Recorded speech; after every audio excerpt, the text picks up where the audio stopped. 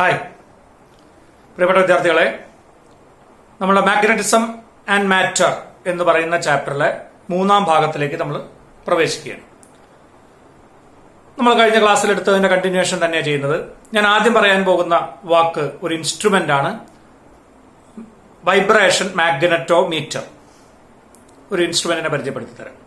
ഈ vibration magnetometer ഉപയോഗിക്കുന്നത് രണ്ട് ബാർ മാഗ്നറ്റുകൾ കിട്ടിയാൽ അവരുടെ മാഗ്നറ്റിക് ഡൈപോൾ മൊമെന്റിന്റെ റേഷ്യോ കാണാം. അല്ലെങ്കിൽ രണ്ട് സ്ഥലങ്ങൾ ഉണ്ടെങ്കിൽ രണ്ട് സ്ഥലങ്ങളിലെ എർത്തിന്റെ മാഗ്നറ്റിക് ഫീൽഡിന്റെ റേഷ്യോ കാണാം.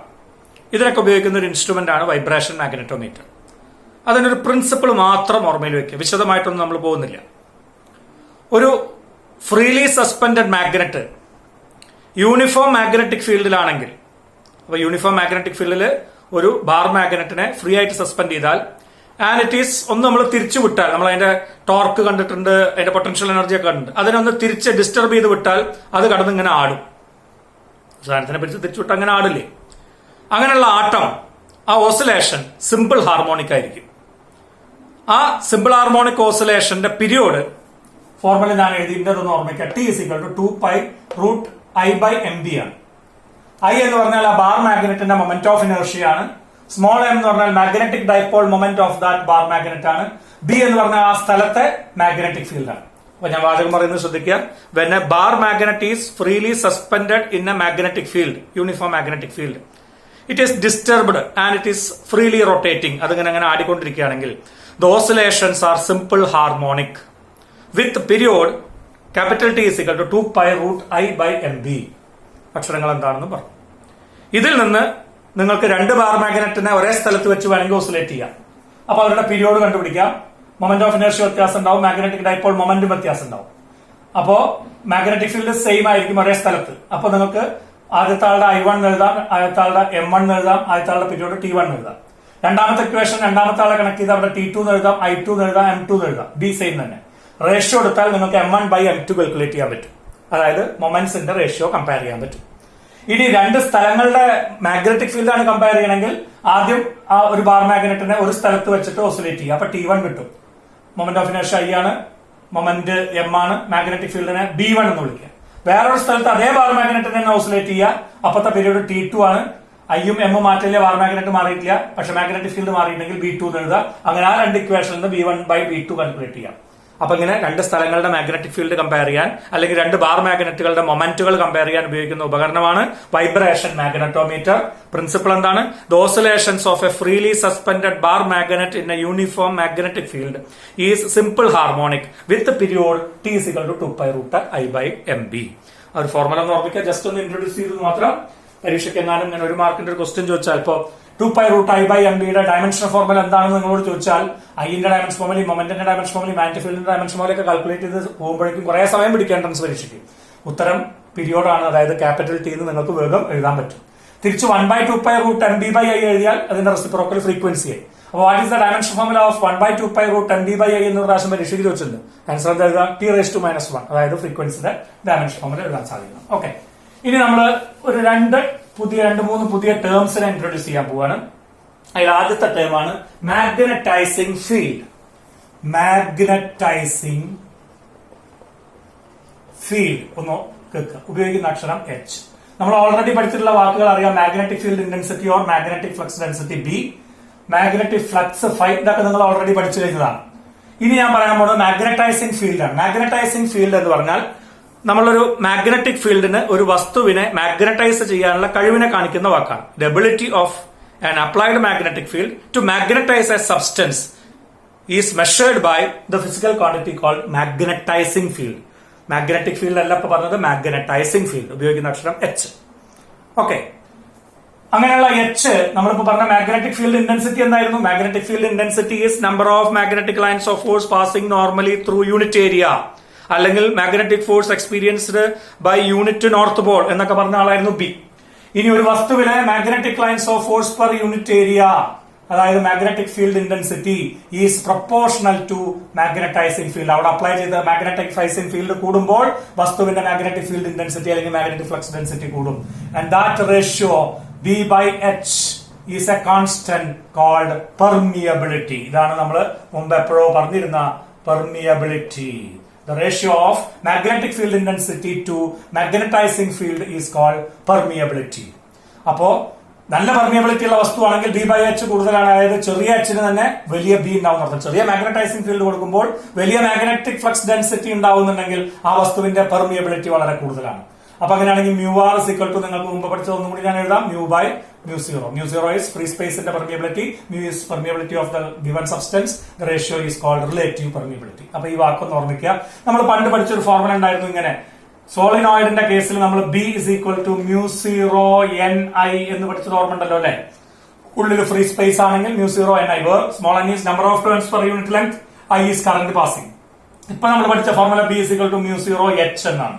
അപ്പൊ കമ്പയർ ചെയ്താൽ നിങ്ങൾക്ക് കിട്ടും magnetizing field is equal to N I ആണ്. Where N is number of turns per unit volume, I is current. അപ്പോ ഒരു സോളിനോയിഡിന്റെ മാഗ്നറ്റൈസിംഗ് ഫീൽഡ് എത്രയാണെന്ന് ചോദിച്ചാൽ formula small N into I. S I unit is number of turns per unit വോളിയാണ്. അടിയിൽ ഒരു volume ഉണ്ട്. അപ്പോ ഇവിടെ ആംപിയറും ഉണ്ട്. So it's S I unit is ampere by metre cube into number of അപ്പൊ H is equal to small N into I ആണ് അതിന്റെ എന്ത് for a solenoid H is equal to N I ഓർമ്മയിൽ വെക്കുക. ഓക്കെ, ഇതിന്റെ unit magnetic it's S I unit is ampere per metre ആണ് കേട്ടോ. S I unit is ampere per metre. ഇവിടെ നോക്കിയാൽ മതി. Number of turns per unit length ആണ്. Per unit length ആണ്. Number of turns per unit volume എന്നാണ് ഞാൻ നേരത്തെ പറഞ്ഞത്, തെറ്റാണ്. Number of turns per unit length ആണ്. യൂണിറ്റ് ലെങ്ത് എന്ന് പറയുമ്പോൾ 1/മീറ്റർ വരും. ഇവിടെ ആംപിയർ വരും. അപ്പൊ S I unit of magnetising field is ampere per metre. Dimensional formula is I L raise to -1. പുതിയൊരു ക്വാണ്ടിറ്റി മനസ്സിൽ വെക്കുക. അപ്പൊ മ്യൂവും ബിയും എച്ചും തമ്മിലുള്ള ബന്ധം B is proportional to H. That proportionality constant is permeability. So B by H is called permeability. അടുത്ത ഇതേപോലെ ഞാൻ പറയുന്ന മറ്റൊരു വാക്കാണ് intensity of magnetisation. Intensity of magnetisation ഓർമ്മയിൽ വെക്കുക. ഇന്റൻസിറ്റി ഓഫ് മാഗ്നറ്റൈസേഷൻ ഉപയോഗിക്കുന്ന വാക്ക് അക്ഷരം എം ആണ്. അതിനെ ഡിഫൈൻ ചെയ്യുന്നത് എങ്ങനെയാണ്? Capital M is equal to it is the ഒക്കെ മാഗ്നറ്റിക് സബ്സ്റ്റൻസസിന്റെ കഴിവിനെ കാണിക്കുന്ന വാക്കാണ്. It is the magnetic moment developed per unit volume of the substance. ഒരു മാഗ്നറ്റിക് സബ്സ്റ്റൻസിന്റെ, അതായത് മാഗ്നറ്റിനെ അട്രാക്ട് ചെയ്യപ്പെടുകയോ റിപ്പിൾ ചെയ്യപ്പെടുകയോ ചെയ്യുന്ന ഒരു വസ്തുവിന്റെ മാഗ്നറ്റിക് ഫീൽഡിൽ വെച്ചിരുന്നാൽ എക്സ്പീരിയൻസ് ചെയ്യുന്ന magnetic dipole moment per unit volume is called intensity of magnetization. And its unit is again magnetic dipole മൊമെന്റിന്റെ യൂണിറ്റ് എന്താണ്? ആംപിയർ മീറ്റർ സ്ക്വയർ ആയിരുന്നു. വോളിയത്തിന്റെ യൂണിറ്റ് മീറ്റർ ക്യൂബ് ആണ് അല്ലെ. So that's equal to ampere per metre തന്നെയാണ്. അപ്പൊ S I unit of intensity of മാഗ്നറ്റൈസേഷനും magnetizing ഫീൽഡും ഒക്കെ ആംപിയർ പെർ മീറ്റർ തന്നെയാണ്. Dimension formula I L raise to -1 ആണ്. അതിലൊന്നും വ്യത്യാസങ്ങളില്ല. ഓക്കെ, ഇനി നമ്മൾ വീണ്ടും പറയാൻ പോവാണ് പുതിയൊരു വാക്ക് സസെപ്റ്റബിലിറ്റി. നിങ്ങൾ കേൾക്കാത്തൊരു വാക്കാണ്. ഉപയോഗിക്കുന്ന അക്ഷരം ഇങ്ങനെ വായിക്കുക, സൈ. ഇങ്ങനെ വായിക്കേണ്ടത് 4 എന്നല്ല, സൈ. നേരത്തെ പറഞ്ഞ പോലെ തന്നെ ഇന്റൻസിറ്റി ഓഫ് മാഗ്നറ്റൈസേഷൻ വസ്തുവിന്റെ കഴിവാണ്. ഈസ് പ്രൊപ്പോർഷണൽ ടു നമ്മൾ അപ്ലൈ ചെയ്ത magnetic field H. So M is proportional to H. നിങ്ങളുടെ കഴിവ്, നിങ്ങൾ മാഗ്നറ്റിക് സബ്സ്റ്റൻസിനെ കുട്ടികളായിട്ട് വിളിക്കുക, അപ്ലൈഡ് മാഗ്നറ്റിക് ഫീൽഡിനെ ടീച്ചർമാരായിട്ടും വിളിക്കുക. കുട്ടികളുടെ കഴിവ് കാണിക്കുന്ന വാക്കാണ് മാഗ്നറ്റിക് ഫീൽഡ് ഇന്റൻസിറ്റിയും മാഗ്നറ്റിക് ഫ്ലക്സും അതുപോലെ തന്നെ ഇപ്പൊ പറഞ്ഞുകൊണ്ടിരിക്കുന്ന ഇന്റൻസിറ്റി ഓഫ് മാഗ്നറ്റൈസേഷനും മാഗ്നറ്റിക് ഫ്ലക്സ് ഡെൻസിറ്റി ഒക്കെ. അപ്പോൾ കുട്ടികളുടെ കഴിവ് മാഗ്നറ്റിക് ഫ്ലക്സ് ഡെൻസിറ്റി കൂടും. ഏത് കൂടുമ്പോൾ? ടീച്ചറുടെ കഴിവ് കൂടുമ്പോൾ, അതായത് മാഗ്നറ്റൈസിംഗ് ഫീൽഡ് കൂടുമ്പോൾ. അതുപോലെ തന്നെ കുട്ടികളുടെ മറ്റൊരു കഴിവാണ് ഇന്റൻസിറ്റി ഓഫ് മാഗ്നറ്റൈസേഷൻ. ഞാൻ പറഞ്ഞു മാഗ്നറ്റിക് സബ്സ്റ്റൻസിന്റെ magnetic moment per unit volume അത് കൂടുതലായിരിക്കും നമ്മൾ അപ്ലൈ ചെയ്ത മാഗ്നറ്റൈസിംഗ് ഫീൽഡ് കൂടുമ്പോൾ. അപ്പോ നല്ല ടീച്ചർ പഠിപ്പിച്ചാൽ നല്ല മാർക്ക് കിട്ടും എന്ന് ചുരുക്കം. നല്ല ടീച്ചർ പഠിപ്പിച്ചാൽ നല്ല വിവരങ്ങൾ ഉണ്ടാവും അർത്ഥം. അപ്പോ M is proportional to H. Intensity of magnetisation is also directly proportional to magnetizing field. So m by h is a constant and that constant is called susceptibility. The ratio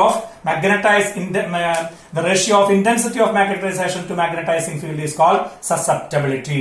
Susceptibility ke unit undavo illa, no unit, no dimension formula. കാരണം എന്താണ്?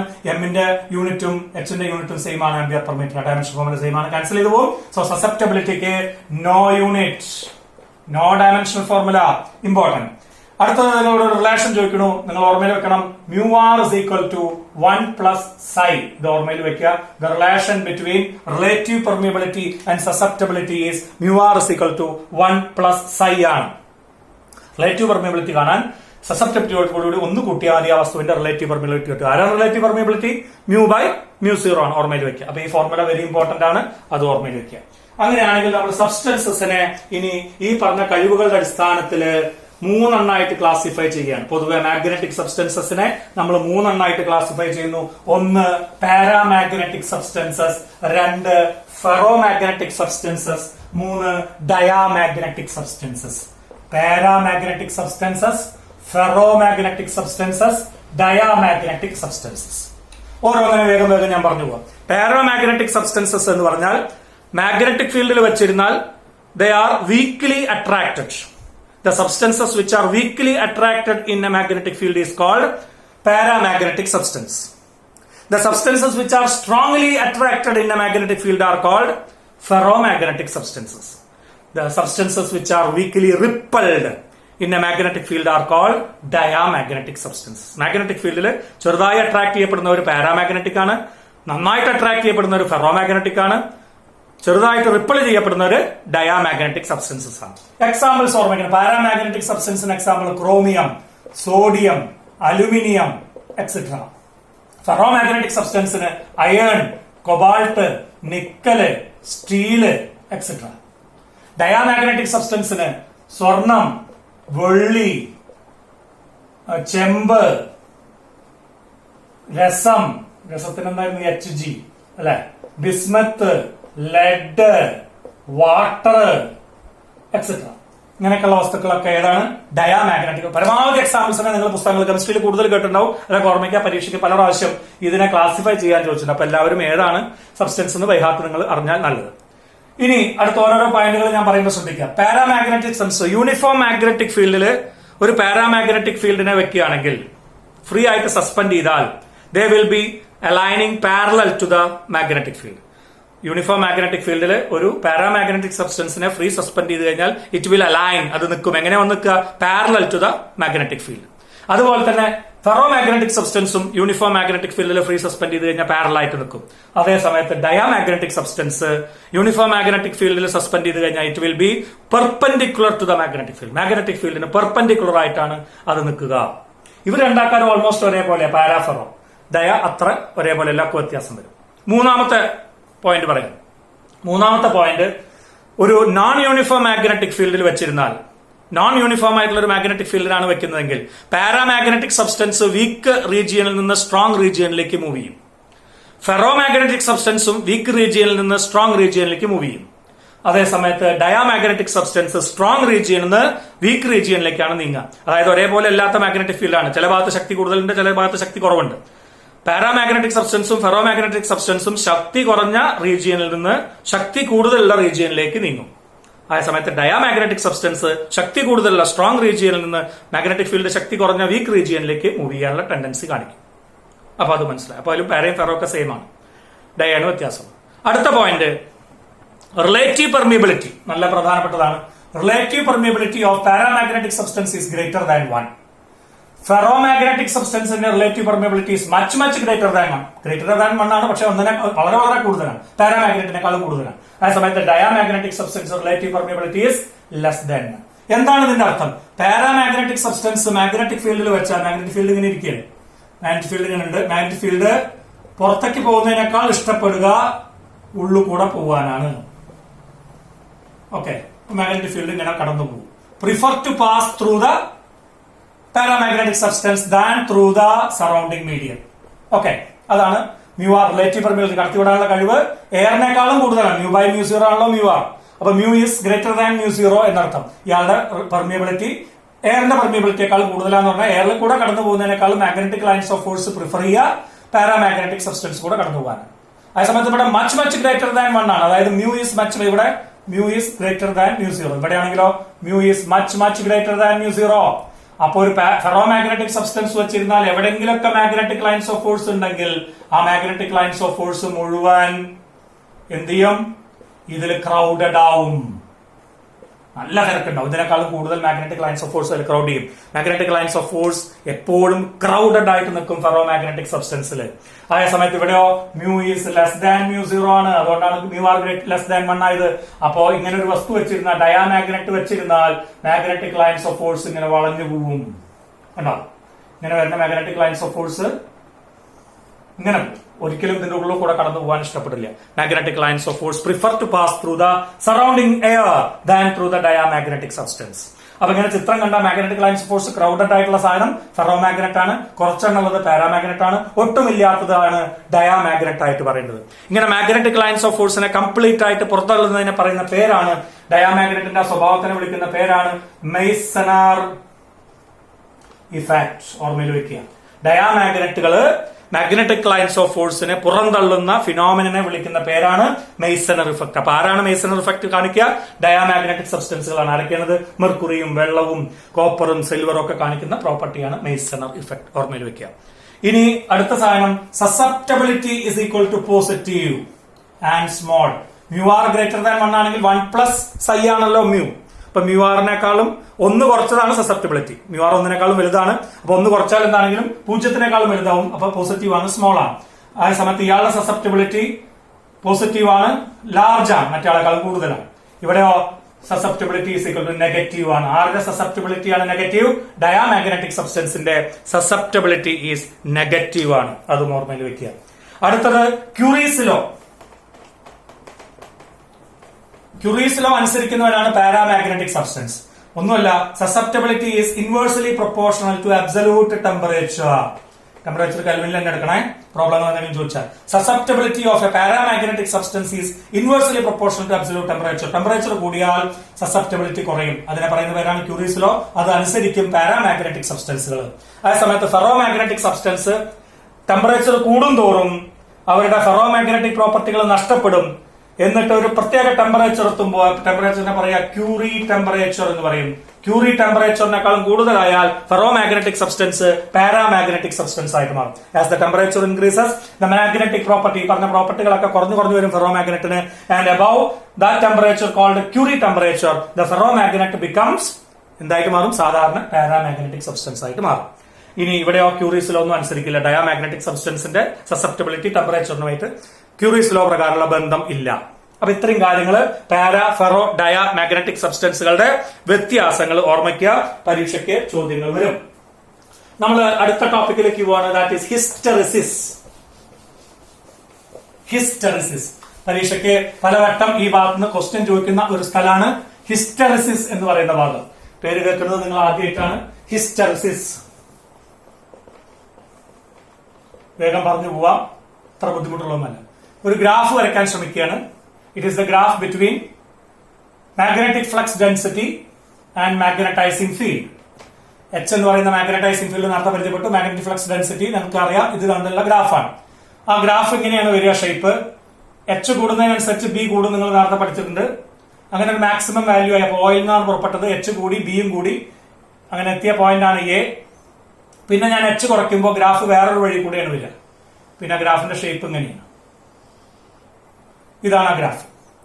പിന്നെ ഇതാ നോക്കി, മാക്സിമത്തിൽ എത്തിയത് saturation value. പിന്നെ H കുറയ്ക്കുമ്പോൾ B കുറയും. പക്ഷെ നേരത്തെ ഇങ്ങനെയായിരുന്നു, എച്ച് കൂടിയായിരുന്നു, ബി എച്ച് കൂടുമ്പോൾ ബി കൂടിയത്. പക്ഷെ ഇപ്പൊ ഇങ്ങനെയാണ് വരുന്നത്. നേരത്തെ ഇങ്ങനെ കൂടി പോയതാണ്, ഇപ്പൊ ഈ ആരോ മാർക്ക് കൂടെ വരുന്നത്. അങ്ങനെ എച്ച് പൂജ്യമായി. നേരത്തെ എച്ച് പൂജ്യമായപ്പോ ബി പൂജ്യമായിരുന്നു. പക്ഷെ ഇപ്പൊ തിരിച്ചു വരുമ്പോ എച്ച് പൂജ്യമായപ്പോ ബി പൂജ്യമല്ല. ആ പോയിന്റ് ആണ് ഡി.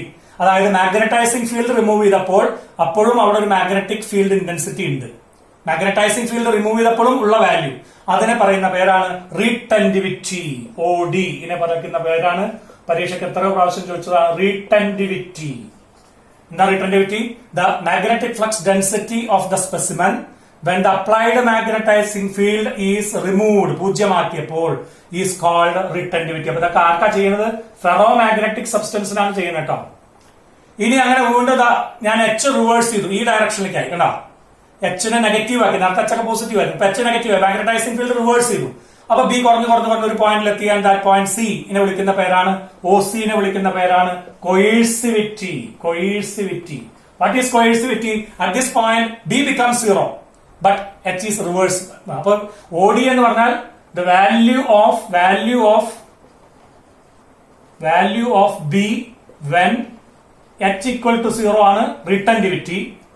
ഇനി എന്താണ് value of reverse H, negative H, for which B equal to 0 is called coercivity. നമ്മൾ റിവേഴ്സ് മാഗ്നറ്റൈസിംഗ് ഫീൽഡ് എത്ര കൊടുത്താലാണ് ഈ വസ്തുവിന്റെ എന്ത് മാഗ്നറ്റിക് ഫ്ലക്സ് ഡെൻസിറ്റി 0 അതിനെ പറയുന്ന പേരാണ് കോയിഴ്സിവിറ്റി. പിന്നെ ഗ്രാഫ് വീണ്ടും ഇങ്ങനെ പോയി തിരിച്ചു വന്ന് വീണ്ടും പഴയ അവസ്ഥയിലേക്ക് എത്തും. അപ്പൊ ഇതിനെ പറയാ ഒരു കംപ്ലീറ്റ് സൈക്കിൾ ഓഫ് മാഗ്നറ്റൈസേഷൻ എന്നാണ് പറയാ. ഒരു കംപ്ലീറ്റ് സൈക്കിൾ ഓഫ് മാഗ്നറ്റൈസേഷൻ എന്നാണ് പറയാ. അപ്പോ ഒരു കംപ്ലീറ്റ് സൈക്കിൾ ഇതിന്റെ ഉള്ളിലുള്ള area inside this loop, hysteresis ലൂപ്പിന്റെ ഏരിയ എനർജി ലോസ് ആണ് തരിക. എനർജി ലോസ് ആണ് തരിക. Okay, energy loss. അപ്പൊ എന്താണ് ഹിസ്റ്ററിസിസ് എന്ന് പറഞ്ഞാൽ ദ ലാഗിങ് ഓഫ്, ഏതാണ് ലാഗ് ചെയ്തത്? B behind H is called hysteresis. എന്താണ് ഹിസ്റ്ററിസിസ് എന്ന് പറഞ്ഞാൽ നോക്കൂ, അങ്ങോട്ട് പോകുമ്പോ എച്ച് കൂടുമ്പോ ഒപ്പം ബി കൂടിയിരുന്നു. പക്ഷെ ഇങ്ങോട്ട് വരുമ്പോ എച്ച് വേഗം കുറഞ്ഞ് 0 പക്ഷെ അപ്പോഴും ബി എന്തായിട്ടില്ല? 0 എച്ച് നെഗറ്റീവ് ഒരു പ്രത്യേക വാല്യൂ എത്തിയപ്പോഴാണ് ബി 0 അങ്ങനെ എച്ച് ബിന്റെ പിറകിലായി പോയി. സോറി, ബി എച്ചിന്റെ പിറകിലായി പോയി. The lagging of magnetic field intensity B behind the magnetizing field. എച്ചും ബിയും ഒന്നിച്ച് കൂടിപ്പോയതാണ്. തിരിച്ചു വരുമ്പോ എച്ച് വേഗം 0 പക്ഷെ ബി 0 ബി പിന്നിലായി. എച്ച് നെഗറ്റീവ് ആയപ്പോഴാണ് മിനി കുറെ പോയപ്പോഴാണ് ബി 0 അങ്ങനെ ബി പിന്നിലായി. Magnetic flux density lags behind the magnetizing field. That phenomenon is called hysteresis. ഇനി നമ്മൾ ഇത് രണ്ട് വസ്തുക്കളുടെ കേസിൽ കമ്പയർ ചെയ്യും. ഇത് സ്റ്റീലിന്റെയാണ് നമ്മളിപ്പോ ഞാൻ വരച്ചത്, സ്റ്റീൽ. ഇനി അതൊരു സോഫ്റ്റ് അയൺ ആണെങ്കിൽ ഇങ്ങനെ വരിക, പച്ചിരുമ്പാണെങ്കിൽ ഇങ്ങനെ വരും. നമുക്കറിയാം ദ സ്ലോപ്പ് എന്താവും തരിക? ഹിസ്റ്ററിസിസ് കർവിന്റെ slope gives, slope is equal to, ഇവിടെ ആണെങ്കിലും ചെരിവ് കണ്ടാൽ y ആക്സിസിലുള്ളത് ബി ഡിവൈഡ് ബൈ x ആക്സിസിലുള്ള H, that's equal to mu ആണല്ലോ അല്ലെ. ആൻഡ് ദാറ്റ് ഈസ് പെർമിയബിലിറ്റി തരും. അപ്പൊ കൂടുതൽ സ്ലോപ്പ് ഉണ്ടെങ്കിൽ ദാറ്റ് ഈസ് പെർമിയബിലിറ്റി കൂടുതലാണ്. ഹിസ്റ്ററിസിസ് കർവിന്റെ സ്ലോപ്പ് ഗീവ്സ് പെർമിയബിലിറ്റി ഓർമ്മയിൽ വെക്കുക. ഇനി ഈ രണ്ട് ഗ്രാഫുകൾ നോക്കിയാൽ തടിച്ചിട്ടുള്ള ആളാണ് സ്റ്റീൽ. എന്താ തടിച്ചിട്ട് എന്ന് പറഞ്ഞാൽ കോയിഴ്സിവിറ്റി കൂടുതലാണ്. അതേ സമയത്ത് കുത്തനുള്ള ഗ്രാഫ് സ്ലോപ്പ് കൂടുതലുള്ള ആളാണ് soft iron. This is soft iron. Soft അയണിന്റെ പെർമിയബിലിറ്റി, അതായത് സ്ലോപ്പ് കൂടുതലാണ്. അതേസമയത്ത് സ്റ്റീലിന്റെ ഏരിയ കൂടുതലാണ്, എനർജി ലോസ് കൂടുതലാണ്, കോയിഴ്സിവിറ്റി കൂടുതലാണ്. അപ്പൊ ഗ്രാഫ് കണ്ടാൽ നമുക്ക് തിരിച്ചറിയണം. പെർമനന്റ് മാഗ്നറ്റ് ഉണ്ടാക്കാൻ ഉപയോഗിക്കുക ഹൈ റിട്ടൻറ്റിവിറ്റിയും ഹൈ കോയിഴ്സിവിറ്റിയും ഹൈ ഏരിയ ഓഫ് ലൂപ്പ്, അതായത് എനർജി ലോസുമുള്ള വസ്തുക്കളാണ്. അപ്പൊ കൊബാൾട്ട്, സ്റ്റീല് മുതലായിട്ടുള്ളവരാണ് ഉപയോഗിക്കുക പെർമനന്റ് മാഗ്നറ്റ് ഉണ്ടാക്കാൻ ഉപയോഗിക്കുക. അതേ സമയത്ത് ലോ റിട്ടൻറ്റിവിറ്റിയും ലോ കോയിഴ്സിവിറ്റിയും ഹൈ പെർമിയബിലിറ്റിയും ഉള്ള വസ്തുക്കളാണ് ഇലക്ട്രോ മാഗ്നറ്റ്സ് ഉണ്ടാക്കാൻ ഉപയോഗിക്കുക. ഇലക്ട്രോ മാഗ്നറ്റ്സ് ഉണ്ടാക്കാൻ വേണ്ടി ഉപയോഗിക്കുക സോഫ്റ്റ് അയൺ ആണ്. ഇത് പരീക്ഷയ്ക്ക് ചോദിക്കും. സോഫ്റ്റ് അയൺ ഇലക്ട്രോ മാഗ്നറ്റ്സ് ഉണ്ടാക്കാൻ ഉപയോഗിക്കും.